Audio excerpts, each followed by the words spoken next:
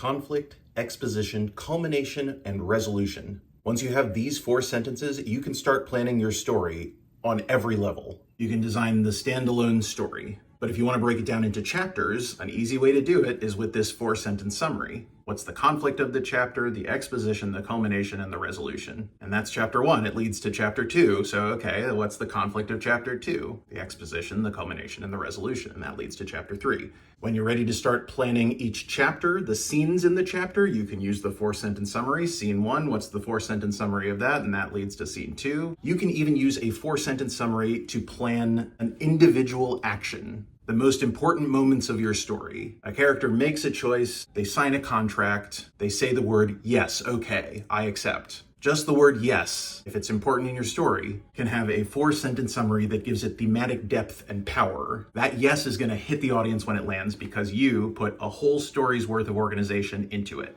You can also use a 4-sentence summary to plan like a trilogy, a series, What's the conflict of the overall series? Exposition, culmination, resolution. And hey, maybe the first one is exposition and the second one is culmination and the third one is resolution. Wouldn't that be interesting? Doesn't have to go that way. You can put them in any order, but you can still use a 4-sentence summary to define the overall arc of an entire series. So once you know this 4-sentence summary, you can design your story at every single level that you're interested in planning it.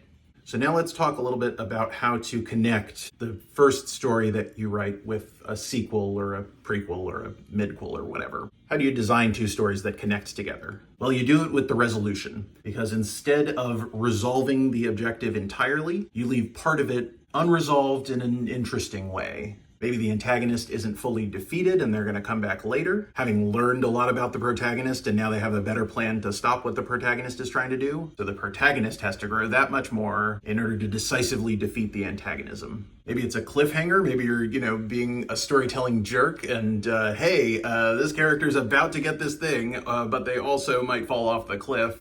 You know when would be the worst time to stop this part of the story? Right now. Let's go see what these other characters are doing. That's a way to make a sequel, a cliffhanger.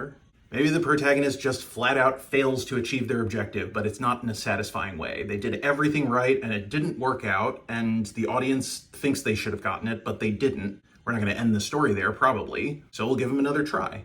You've heard the terminology for this one. This is called a twist ending. And if you take a look at the scenes and chapters of the stories that you love, you might be surprised by how many twist endings happen, how often the conflict of a scene is unresolved in an interesting way that prompts the sequel scene. And the exposition is everything that happened in the previous scene. And the culmination is here's the character going for it again, right? Going up against some new form of antagonism or some recurring form of antagonism. Do they get it this time, or does that prompt another sequel scene?